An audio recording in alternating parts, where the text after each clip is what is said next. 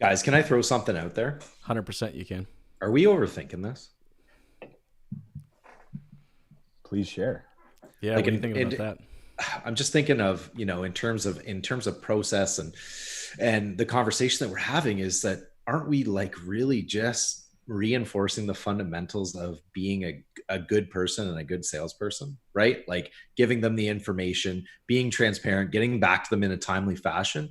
Um, I just sometimes I just I go back to completely those. agree. I go back to those basics, and I Yeah. and I and it's sorry. I had to call it out because we think about this, and your head starts exploding, and dealers' heads start exploding when you talk about digital retailing and online dealership. It's like, guys, like, think about the sales process that you've invested in your dealership, and what the core fundamentals of a good salesperson is.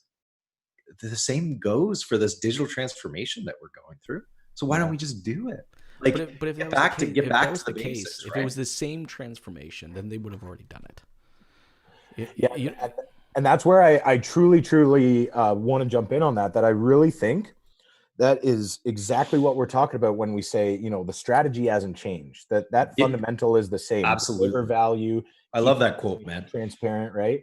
But where I do believe it's changed is the tactics and the technology. Yeah. Because take for instance what we used to talk about. Remember when Jay, you were saying I was the gatekeeper of information? We used to be the gatekeeper of information. That information was stuff like, what are the product specs? How much does this cost? Will you finance me? And that information used to be held behind lock and key, but now it flows like water. Yeah. So how are we executing those same fundamentals in the new world? I really think that it comes down to tactical switches, like it's not it, as an example, prospect knowledge beats product knowledge.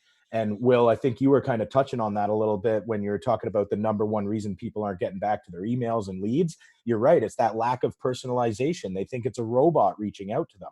Yeah.